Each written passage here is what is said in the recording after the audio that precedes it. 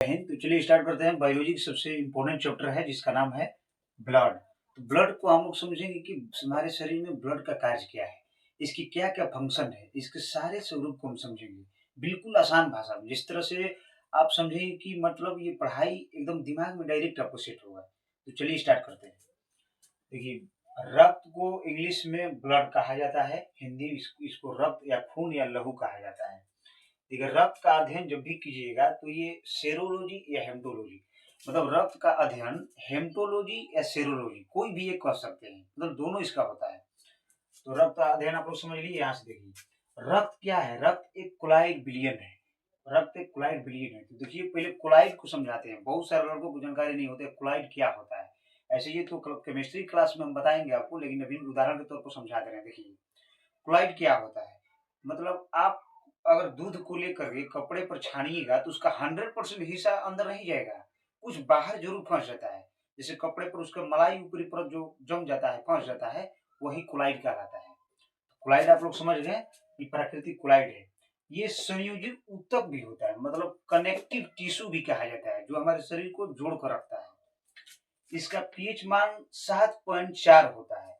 खून का पीएच मान जब भी कोई पूछेगा तो 7.4 होता है। ये क्षारीय होता है। अगर 7 से कम होगा तो अम्लीय होता है। ये 7 से अधिक है तो क्षारीय कहलाता है। 7.4। देखिए, मेल में खून की मात्रा 5.5 लीटर होती है। मेल में मतलब पुरुषों में खून की मात्रा 5.5 यानी 5.5 लीटर तक होती है। और वही फीमेल में मतलब औरतों में 5 लीटर होती है। तो बताइए, मेल में तो खून की मात्रा ज्यादा है और महिलाएं में कमी है खून की, आधा लीटर का अंतर हो गया। तो ऐसा क्यों? देखिए, मेल में क्या होता है कि ये 5.5 लीटर होता है। मेल में हीमोग्लोबिन की मात्रा ज्यादा होती है और फीमेल में क्या होता है, हीमोग्लोबिन की मात्रा कम होता है। इसलिए आधा लीटर इन लोगों में खून कमी होती है। देखिए, मेल को अगर आप मुक्का से मारिएगा ना तो तुरंत सह लेता है, क्योंकि उसका बॉडी हार्ड होता है। और महिलाओं को थोड़ा मारिएगा ना तुरंत ज्यादा चोट लगता है उससे, क्योंकि उसमें हीमोग्लोबिन की मात्रा कम है, इसलिए। अब देखिए, यहाँ पर समझ गइएगा खून कितना पाया जाता है। अब ये हमारे शरीर में खून का निर्माण कहाँ होता है, कैसे होता है? देखिए, वयस्क मतलब जैसे हम लोग हो गए आदमी, उन लोगों में खून का निर्माण अस्थि मज्जा में होता है, यानी बोन मैरो में होता है। अस्थि मज्जा समझते हैं आप लोग? समझिए, अस्थि मज्जा उसे कहा जाता है जब आप चिकन खाते होंगे तो जो हड्डी होता है वो चबाते होंगे, तो चबा करके जब उसको हड्डी के अंदर झाँकिएगा आप तो रेड जाली जैसा दिखाई देता है, वही अस्थि मज्जा होता है। उसे बोन मैरो कहा जाता है, उसी में हड खून का निर्माण होता है। तो ये समझ गए कि वयस्कों में खून का निर्माण बोन मैरो यानी अस्थि मज्जा में होता है। अब देखिए, यहाँ पर भ्रूण यानी नवजात शिशु जो होते हैं, देखिए भ्रूण कैसे कहते हैं? जो बच्चा 2 महीने का पेट में है, 3 महीने का है, यदि 9 महीने तक है तो भ्रूण ही कहलाएगा। जब तक से वो पैदा नहीं हो जाता है बच्चा नहीं कहलाएगा, वो भ्रूण ही कहलाता है। जब पैदा हो जाएगा तो बच्चा कहलाता है। तो समझिए, अब तो बच्चे में तो हड्डी है नहीं, हड्डी भी होगा तो बहुत सॉफ्ट सॉफ्ट होगा। उन लोगों में खून का निर्माण कहाँ होता है? तो बच्चे में खून का निर्माण यकृत यानी लीवर में होता है। इंग्लिश में से लीवर भी कहा जाता है, हिंदी में यकृत कहा जाता है। तो बच्चों में खून का निर्माण यकृत यानी लीवर में होता है। इसे देख लीजिए आप। चलिए यहाँ से अब देखिए, यहाँ पाते हैं कि खून का निर्माण कैसे होता है। खून कहाँ पर जमा होता है, मैंने स्टोर कहाँ होता है, ये समझते हैं। खून कहाँ इस पर स्टोर होता है? तो खून देखिए, हमारा जो शरीर का ब्लड है ये कहाँ स्टोर होता है? देखिए, यहाँ पर बाएं साइड में, लेफ्ट हैंड साइड में यहाँ पर स्प्लीन बना होता है, पेट के बाएं तरफ। इसी स्प्लीन में सारे ब्लड स्टोर होकर रहते हैं। इसे देखिए पलीहा, स्प्लीन या पलीहा भी कहा जाता है। इसे ब्लड बैंक भी कहा जाता है। पूरे शरीर का खून यहीं पर आकर जमा रहता है पलीहा में, इधर लेफ्ट हैंड साइड में यानी बाया साइड में। अब ये आप समझ गए आप। अब ये कोलेस्ट्रॉल उस बारे में समझते हैं। कोलेस्ट्रॉल क्या होता है? मानव शरीर में कोलेस्ट्रॉल क्या है? ये बहुत सारे लोग अभी कंफ्यूज में रहते हैं, समझ ही नहीं पाते कोलेस्ट्रॉल क्या होता है। देखिए, कोलेस्ट्रॉल का मतलब क्या है कि चिपचिपा पदार्थ, जो भी तेल मसाला अधिक खाते हैं, जैसे किशमिश काजू ये सब खाते हैं ना, चिपचिप होता है, चिपचिपा पदार्थ एक वसा का ही रूप होता है। ये कोलेस्ट्रॉल एक वसा का ही रूप होता है, चिपचिपा पदार्थ। जैसे काजू किशमिश गड़ी सब खाते हैं, चिकनी का पदार्थ चिपचिपा वही कोलेस्ट्रॉल है। मानव में कोलेस्ट्रॉल की मात्रा 200 ग्राम डेसीलीटर होनी चाहिए। मतलब एक पुरुष में कोलेस्ट्रॉल की मात्रा 200 ग्राम प्रति डेसीलीटर होना चाहिए। नहीं तो ये ज़्यादा हो जाता है ना, जानते हैं क्या करता है आपके हृदय जो है ना, जो हार्ट दिल कहलाता है, यहीं पर आकर जम जाता है। जम जाता है तो तुरंत हार्ट अटैक करने लगता है, क्योंकि यहाँ पर बंद करने लगता है, ब्लॉकेज करने लगता है ब्लड खून को। तो कोलेस्ट्रॉल समझ गए, ये 200 ग्राम डेसीलीटर पाया जाता है, मेल पुरुषों चाहे महिला दोनों में पाया जाता है। अब ये हीमोग्लोबिन के बारे में समझते हैं कि मानव शरीर में हीमोग्लोबिन की मात्रा कितनी होती है, मेल में और फीमेल में, दोनों के बारे में बताएंगे। देखिए यहाँ पर हीमोग्लोबिन मेल में 14 ग्राम डेसीलीटर होता है।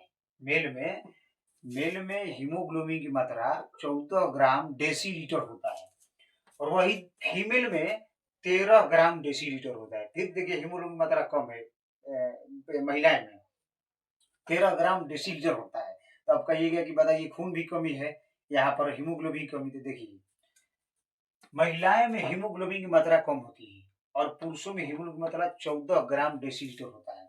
महिलाओं का आप लोग देखे होंगे, आपकी घर माता बहन जो भी महिलाएं होंगी, कि दिन भर काम करते करते दोपहर में 12 साढ़े 12 1 2 बजते बजते धाय से पलंग पर गिर जाएगी, सो जाती है। क्यों? क्योंकि उनमें हीमोग्लोबिन की मात्रा कम होती है। तो अंदर का बॉडी बोलता है कि देखिए इतना हमारे पास एनर्जी नहीं है कि तुम्हारा इंटरनल पार्ट चलाएं और बाहरी पार्ट दोनों चलाएं, इसलिए जाकर सो जाओ, झाय से जाकर पलंग पर सो जाती है। तो हीमोग्लोबिन की मात्राएं कम होती है महिलाओं में।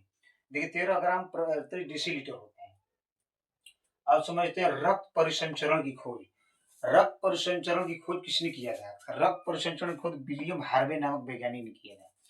रक्त परिसंचरण की खोज विलियम हार्वे नामक वैज्ञानिक ने किया था। इन्होंने बताया था कि आप जब तक जिंदा हैं आपके शरीर में खून दौड़ता रहेगा और आपका तापमान बना रहेगा।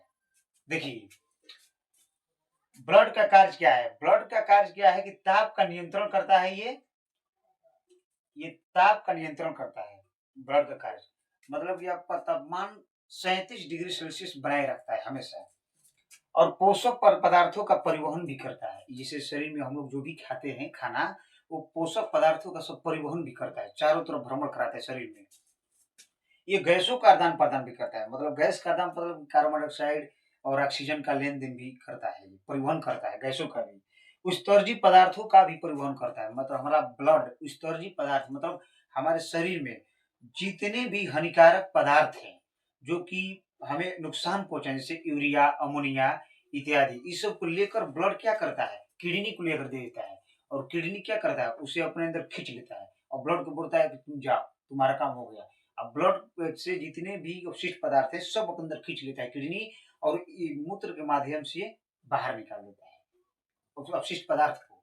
तो यहाँ पर समझ आप लोग। अब देखिए ब्लड का रंग कैसा होता है, तो ब्लड का रंग ये लाल होता है। ये किसके कारण होता है? तो यही हीमोग्लोबिन के कारण होता है। हीमोग्लोबिन के कारण ही ब्लड लाल रंग की होती है। यहाँ तक आप लोग समझ गए? तो इसका आप स्क्रीन शॉट ले लीजिए। चलिए फिर इसको अगले पार्ट को हम बताते हैं। देखिए आपको हम ब्लड के बेसिक इंफॉर्मेशन समझा चुके हैं। अब देखते हैं ब्लड को एक कंपोजिशन को समझाते हैं कि ब्लड किन किन चीजों से मिलकर बना हुआ है। तो ब्लड की कंपोजिशन को चलिए समझ लेते हैं। देखिए ब्लड दो प्रकार चीजों से मिलकर बना हुआ है। देखिए एक प्लाज्मा जो 60% होता है, और एक होता है कार्पल्स यानी रुधिराणु। कार्पल्स यानी रुधिराणु ये 40% होता है। मतलब 60% प्लाज्मा ब्लड में पाया जाता है और 40% रुधिराणु पाया जाता है, यानी कार्पल्स पाया जाता है। ये दोनों से मिलकर बने हुआ है ब्लड। ब्लड ये बस समझिएगा कि लिक्विड है, ब्लड है, इसमें दोनों मिलाया हुआ है। और इसमें देखिए क्या क्या मिलाया जाता है ये बताते हैं। पहले आपको समझते हैं प्लाज्मा और रुधिराणु क्या है। अब प्लाज्मा रुधिराणु के बारे में समझ लीजिए। बहुत सारे लोग नहीं जानते हैं, बोल देते हैं रुधिराणु प्लाज्मा, लेकिन है क्या ये समझिए। आसान भाषा में आपको समझा देते हैं। देख लीजिए प्लाज्मा जो होता है और रुधिराणु होता है, ये लिक्विड पार्ट होता है, यानी ये द्रव्य पार्ट होता है, ये लिक्विड होता है। और ये जो होता है ये हार्ड पार्ट होता है, रुधिराणु। अब इसको ऐसे समझिए, जैसे आप जब शरबत बनाते हैं तो उसमें पानी लेते हैं और चीनी भी लेते हैं। तो देखिए पानी वाला जो हो गया वो लिक्विड पार्ट यानी प्लाज्मा हो गया, और जो चीनी वाला हार्ड पार्ट बच गया वो क्या हो गया, रुधिराणु। तो हार्ड पार्ट वाला चीनी वाला रुधिराणु हो गया और लिक्विड पार्ट पानी वाला ये प्लाज्मा हो गया। तो समझ गए कि प्लाज्मा और रुधिराणु के बारे में तो समझ गए। चलिए देखिए, प्लाज्मा में फाइब्रिनोजेन नामक प्रोटीन पाया जाता है और प्रोथ्रोम्बिन प्रोटीन, ये दोनों पाया जाता है प्रोटीन। अगर इस प्लाज्मा में से आप फाइब्रिनोजेन या प्रोथ्रोम्बिन दोनों में से कोई एक को निकाल दीजिएगा ना, तो क्या होगा, प्लाज्मा पंचुचुर हो जाता है, एकदम पतला हो जाता है, हल्के पीले रंग का हो जाता है। ये तो प्लाज्मा ऐसे ही पीला होता है लेकिन हल्का पीले रंग का हो जाता है, पंचुचुर हो जाता है। तो ये क्या करता है, ये गाढ़ा बना कर रखता है, फाइब्रिनोजेन और प्रोथ्रोम्बिन ये रक्त का गाढ़ा बना कर रखता है। प्लाज्मा में से आप दोनों में से कोई निकलेगा तो पंचुचुर हो जाता है, पतला हो जाता है। अब समझिए, ये प्लाज्मा जो है इसका कार्य क्या है, ये जो इसका तरल पदार्थ हो जाता है, जब ये पतला, जब फाइब्रिनोजेन या प्रोथ्रोम्बिन दोनों में से कोई एक चीज निकाल देते हैं तो प्लाज्मा हल्का पीला हो जाता है और होता क्या है कि ये सीरम बन जाता है। अब इसी सीरम से क्या होता है, आपके शरीर की बीमारियों की जांच होती है। ठीक है, तो समझ लीजिए प्लाज्मा के बारे में। आप अब यहाँ पर समझते हैं कार्पल्स यानी रुधिराणु के बारे में समझते हैं। देखिए, ये 40% पाया जाता है, मतलब 40% पाया जाता था। 60% वाला तो समझ लिए प्लाज्मा के बारे में। अब देखिए, कार्पल्स यानी रुधिराणु 40% पाया जाता है खून में, ब्लड में हमारे। अब इसी रुधिराणु में देखिए क्या क्या पाया जाता है। देखिए, इसी रुधिराणु में आरबीसी पाया जाता है, डब्ल्यूबीसी पाया जाता है और प्लेटलेट पाया जाता है। तो समझते हैं पहले कि अब इसका फुल फॉर्म जानते हैं। देखिए, आरबीसी का होता है रेड ब्लड कार्पल्स, इसका फुल फॉर्म होता है, पूरा नाम होता है। डब्ल्यूबीसी का क्या होता है, व्हाइट ब्लड कार्पल्स होता है, इसका रंग लाल होता है, इसका रंग सफेद होता है। और प्लेटलेट जो होता है, प्लेटलेट होता है। और थोड़ा इनके टेक्निकल नामों को हम समझ लेते हैं कि भाई आखिर इन तीनों के टेक्निकल नाम कौन कौन से आते हैं। देखिए, आरबीसी का टेक्निकल नाम क्या है, एरिथ्रोसाइट। डब्ल्यूबीसी का टेक्निकल नाम है ल्यूकोसाइट और प्लेटलेट का टेक्निकल नाम है थ्रोम्बोसाइट। अब कभी कभी इनकी संख्या पूछ देता है कि प्लेटलेट संख्या कितनी होती है, डब्ल्यूबीसी संख्या कितनी होती है, आरबीसी संख्या कितनी होती है, तो लड़के कंफ्यूज हो जाते हैं। तो देखिए, आरबीसी की जो संख्या होती है 50 लाख होती है, इसकी संख्या ये 50 लाख होती है। और ल्यूकोसाइट की संख्या जो होती है, मतलब डब्ल्यूबीसी की, ये 10,000 होती है। और प्लेटलेट की होती है 2 लाख होता है, प्लेटलेट 2 लाख। तो प्लेटलेट की संख्या जनसंख्या कितना होती है, 2 लाख संख्या होती है। डब्ल्यूबीसी की संख्या होती है 10,000 और आरबीसी संख्या 50,000 होता है। तो चलिए अब इसको हम देख लेते हैं, थोड़ा इसके जीवन काल को भी समझ लेते हैं कि इनका जीवन काल कितने तक दिनों तक होता है। देखिए, आरबीसी का जीवन काल 120 दिन तक होता है, डब्ल्यूबीसी का जीवन काल 4 दिन तक होता है और प्लेटलेट का जीवन काल जो होता है 7 दिन होता है। तो समझ गए आप लोग, आरबीसी का जीवन काल कितना है, 120 दिन तक।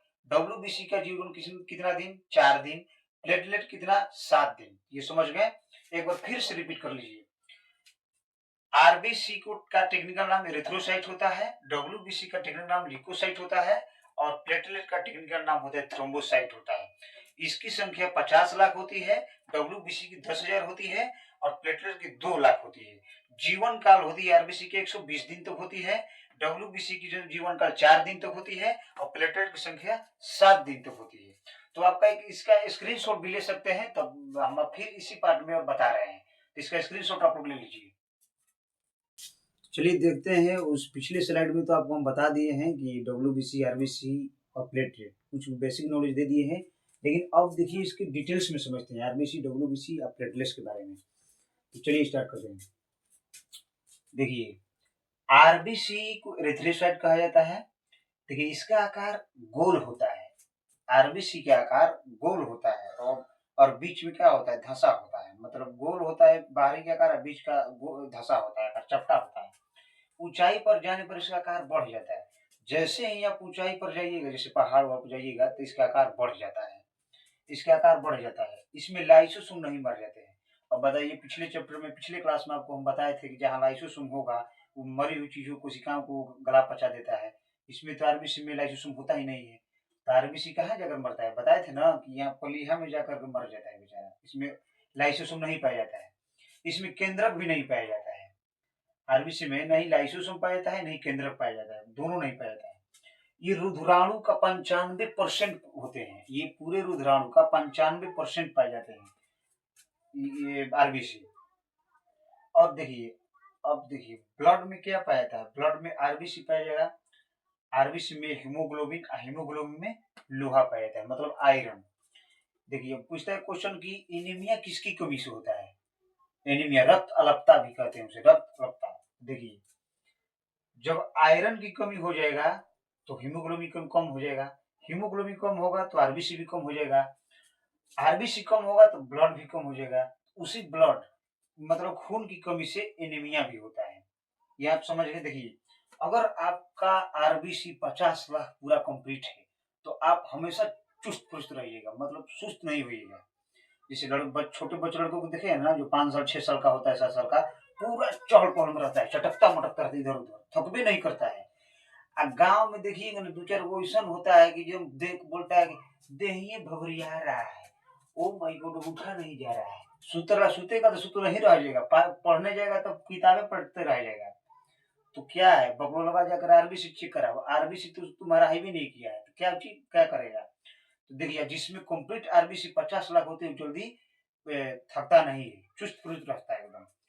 तो यहाँ पर समझिए ये क्या किया, आरबीसी आरबीसी हमें चुस्ती फुर्ती दी है, हमें माने स्वस्थ रखा। अब देखिए यहाँ आते हैं डब्ल्यूबीसी में, यानी ल्यूकोसाइट में आते हैं।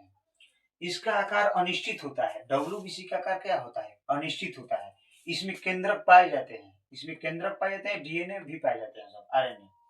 ये रोगों से रक्षा करता है, ये डब्ल्यूबीसी क्या करता है, रोग से लड़ने की रक्षा करता है।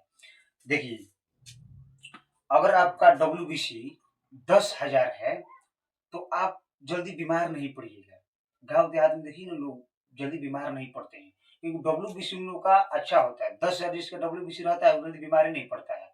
और 2 4 गो ऐसा बकलोलवा होता है सतवा सल, बोले कि अरे ओ माय गॉड सर्दी हो गया, धूप में जाकर तो घाम धूप लग रहा है, बारिश में जाकर तो सर्दी हो जाएगा, ओ माय गॉड। ये सिर्फ बकलोलवा, तुम्हारा डब्ल्यूबीसी ठीक ही नहीं है तो ओ माय गॉड क्या बोल रहा है, एकदम सतवासल रहता है, झुनझुना हो जाता है। आप लोग देखेंगे गांव में ऐसा होता होगा। तो देखिए वही क्या करता है, रोग से लड़ने की रक्षा देता है। डब्ल्यूबीसी जिसका अच्छा होता है जल्दी बीमार नहीं हो पाता है, और जिसका नहीं होता है बिल्कुल झुनझुना ऐसा है, ओ माय गॉड धूप लग रहा है, बारिश में भीज गई सर्दी हो गया है, ओ माय गॉड बोलने लगता है। तो डब्ल्यूबीसी उसका ठीक नहीं है बाबू, जाकर अपना चेक कराओ।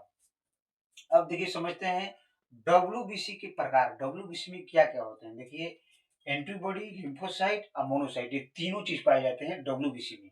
ये क्या किया डब्ल्यूबीसी, हमारे शरीर में रोगों से लड़ने की रक्षा दिया डब्ल्यूबीसी।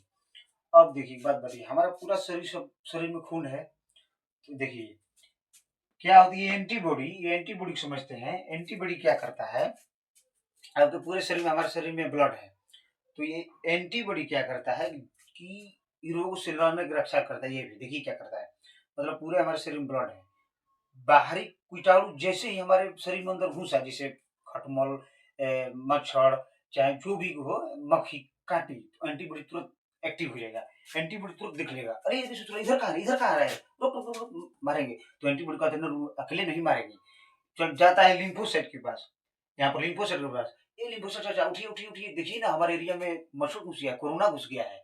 तो लिम्फोसाइट बोलता है कि क्या बोलो रे, तो चलिए देखिए हमारे एरिया में कोरोना घुस गया है, मच्छर घुस गया है। तो बोलते कहाँ है, लिम्फोसाइट जाता है, धड़ धड़ धड़ मरता है सब, मर जाता है सब लिम्फोसाइट। और देखिए टी आकार का होता है लेकिन बहुत तगड़ा होता है, लोगों का मार देता है, कोई भी जीवाणु हो उसे मार देता है लिम्फोसाइट। अब लिम्फोसाइट जो मर गया जिसका, तो उसे भक्षण करने के लिए कुछ चाहिए ना, नहीं तो अपना शरीर में आपका रहेगा तो क्या करेगा वो, और नुकसान पहुंचाएगा। तो उसका भक्षण करने के लिए एंटीबॉडी जाता है किसके पास, मोनोसाइट के पास। मोनोसाइट के पास कहता है ए मोनोसाइट चाचा उठिए उठिए, आपके लिए भोजन का प्रबंध किए हैं। देखिए तो मोनोसाइट चाचा तुरंत जाता है, जाकर वहां से देखता है कि मरा पड़ा है, तो सभी का भक्षण यही करता है। देखिए ये कीटाणु घुसा, एंटीबॉडी एक्टिव हो गया, ये किया किया उसको मारा, जो भी कीटाणु थे उसको मारा, और ये किया इसका भक्षण किया।